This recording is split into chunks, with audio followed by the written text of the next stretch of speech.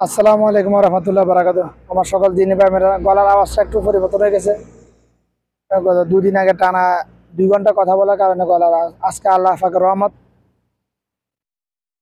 পরিবর্তন করে দিয়েছে। আজকে বলার পরে একটু পরিবর্তন। কালকে খেয়াল আছে, নিয়ত করেছি আজকে কথা বলতাম না, কিন্তু নিজে বাঁচার জন্য কথা বলতেছি। এই জন্য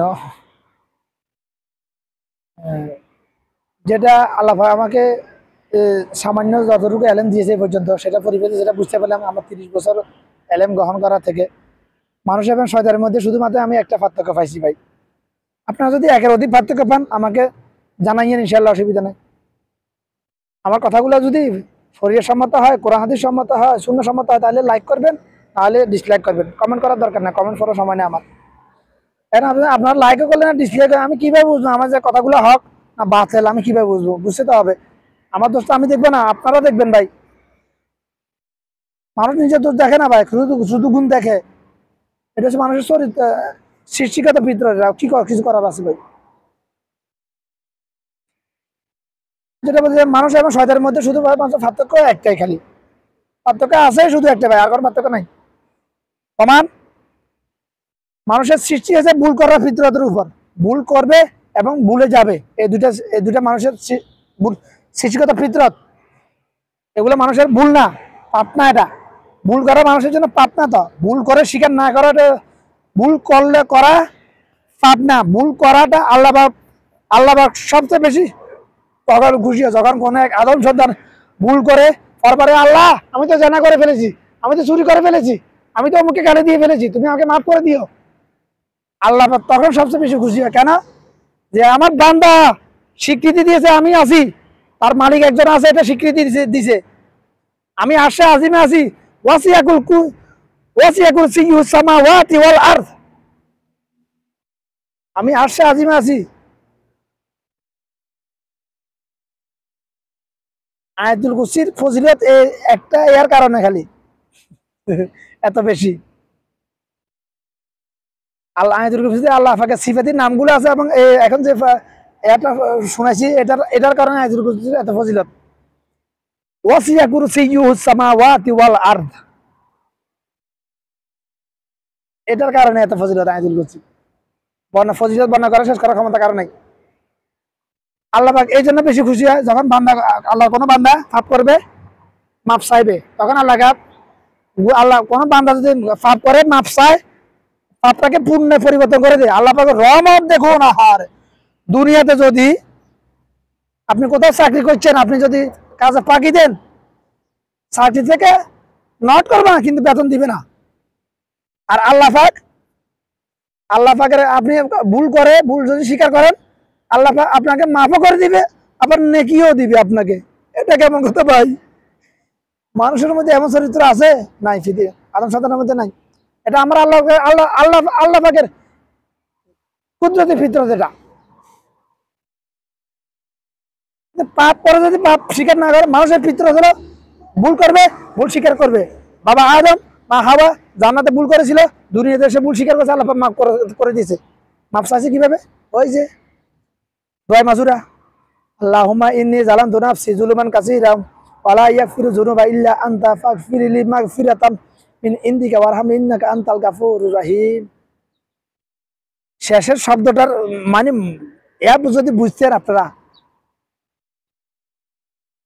অত পড়ে নিন, অথবা বলার সময় কম, ভিডিও লম্বা হয়ে গেলে মানুষ দেখে না, অত পড়ে নিবেন। ওরা নামাজের নিয়ত বাঁধা শুরু থেকে আল্লাহু আকবার, আল্লাহ তুমি সর্বশ্রেষ্ঠ, তুমি মহান, শুরু থেকে শেষ পর্যন্ত আসসালামু আলাইকুম ওয়া রাহমাতুল্লাহ, শেষ পর্যন্ত পুরাটাই দোয়া। যদি অর্থ বুঝি, পুরাটাই দোয়া। যে অর্থ বুঝে নামাজ পড়ে, সে হাত তুলে দোয়া কখনো করবে না, শুধু বলবে আল্লাহ যা বলছি তা কবুল করে নিয়ে, এতটুকু বলবে, বাস, হাত তুলে দোয়া করবে না। তো শয়তানের ফিতরত হলো আর ভুল করা। বাবা আদম ভুলে গেছিল, নিজের বয়স মানে দুনিয়ার জীবন 1000 বছর থেকে 100 বছর ইতিহাস দিয়ে দিয়েছিল, দুনিয়ার আসে ভুলে গেছিল। এই জন্য আল্লাহ পাক সৃষ্টি জগতে যা কিছু সৃষ্টি করেন, ফেরেশতাদেরকে বানানোর পরে যা কিছু সৃষ্টি করেন, সর্বপ্রথম বানাইছেন কলম। কেন? এই যে আদম সন্তান ভুলে যাবে, লিখে রাখলে আর ভুলে যাবে না, খাতা উল্টাইলে মনে পড়ে যাবে, ওই জন্য কলম বানাইছে। কলমকে বলছে লিখ, কলম না হলে লিখবো কি দিয়ে ভাই? পেন্সিল কলম একই কথা। এই জন্য আল্লাহ পাক ফেরেশতাদেরকে বানাইছে দুইটার কোন ফায়াকুন দ্বারা, কলমকে বানাইছে কোন ফায়াকুন দ্বারা, সব কিছু সৃষ্টি সব কিছু কোন ফায়াকুন। মানুষকে যা বানাইছে আল্লাহ পাকের কুদরতি হাত দ্বারা, আল্লাহ পাকের নির্দেশে ফেরেশতাদের হাত দ্বারা। এই জন্য মানুষ আশরাফুল মাখলুকাত। হাদিস সহি ব্যাখ্যা করলাম, কোরআন আয়াত সহি। ও আস্তাগফিরুল্লাহ, কোরআন আয়াত তো অবশ্যই সহি। এটা কোরআন আয়াতের বেলা, এটা আয়াতের সহি এটা বলা যাবে না। হাদিসের বেলা বলা, হাদিসটা সহি হাসান, হাদিসটা জাল। এটা কোরআন আয়াতের বেলা এটা বলা যাবে না কখনো ভুলিয়া। অর্থ সহি ব্যাখ্যা করলাম কিভাবে মানুষ আশরাফুল মাখলুকাত। না, কে বলছে মানুষ আশরাফুল মাখলুকাত? না, মুসলমান আশরাফুল মাখলুকাত, মুমিন মুসলমান আশরাফুল মাখলুকাত। যার মধ্যে মনুষ্যত্ব বোধ আছে সে মানুষ আশরাফুল মাখলুকাত। সকল মানুষের মধ্যে কি মনুষ্যত্ব বোধ আছে? সকল মানুষ কি মুমিন মুসলমান? সকল মানুষ কি মুসলমান? সকল মানুষ কি হিন্দু? সকল মানুষ কি খ্রিস্টান? না, ব্যবধান আছে। আল্লাহ পৃথিবীতে যত কাফের আছে, হিন্দু বৌদ্ধ খ্রিস্টান আছে, ওদেরকে মানুষ হিসেবে গণায় ধরে না। আল্লাহ কোরআনে বলছে, আমি বলি নাই। পরে দেখেন, আপনার নিজে পড়েন গা কথা বলছে। তাহলে মানুষ হিসেবে গণায় ধরে না, তাহলে কেন তাদেরকে খাওয়াইতেছে? এই যে পশু পাখিকে রিজিক দিতেছে না, এই জন্য তাদেরকে রিজিক দিতেছে, এই জন্য, অন্য কোনো উদ্দেশ্য না।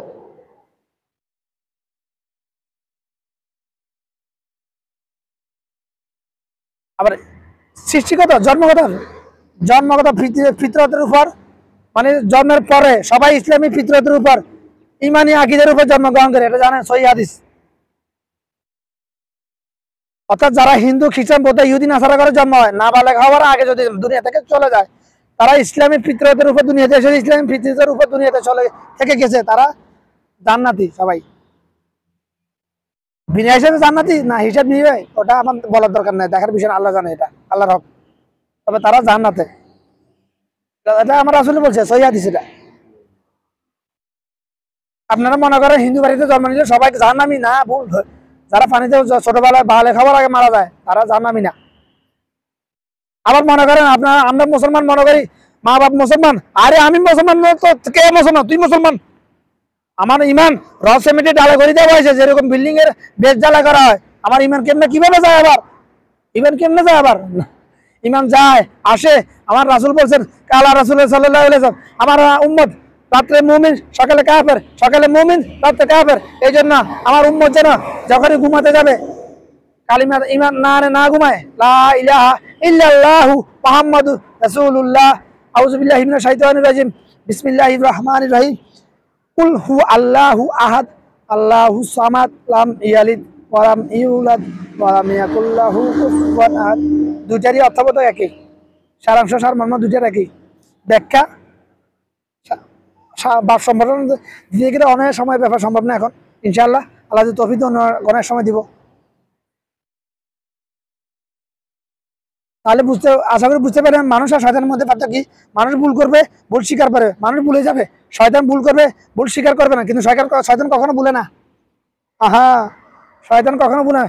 শয়তান পৃথিবীতে যত নবী রাসূল আসছে সবার থেকে বড় আলেম। শয়তান পৃথিবীতে যত আসমানি কিতাব নাজিল করা হয়েছে সকল আসমানি কিতাবের আলেম।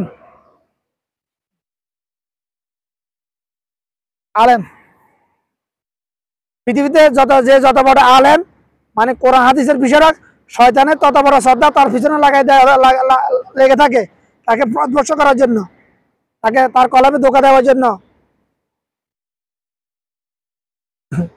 কথাগুলা আজকে কথা বলতেছি কার স্টাইলে জানেন? আব্দুর রাজ্জাক বিন ইউসুফের স্টাইলে। কখনো ডক্টর খন্দকার আব্দুল্লাহ জাহাঙ্গীরের স্টাইলে কথা বলি, কখনো ডক্টর লুৎফুর রহমান এসে, কখনো আল্লাহ যখন যাকে নিয়ে চিন্তা করে দেখেন, মানুষের ফিতরতের আছে যে মানুষ যাকে নিয়ে যার জীবন ফিতরত নিয়ে অ্যানালাইসিস করে, তার ফিতরত তার মধ্যে চলে আসে, তার স্বভাব চরিত্র তার মধ্যে চলে আসে। এটা মানুষের ফিতরত, সৃষ্টিগত ফিতরত। প্রমাণ, আপনি যখন একটা নাটক উপন্যাস পড়লেন, উপন্যাস যতক্ষণ পড়তেছেন ততক্ষণ আপনি মনে, বাহ আমি তো এরকম, মনে করেন এরকম। মনে করেন না? যদি আপনি যদি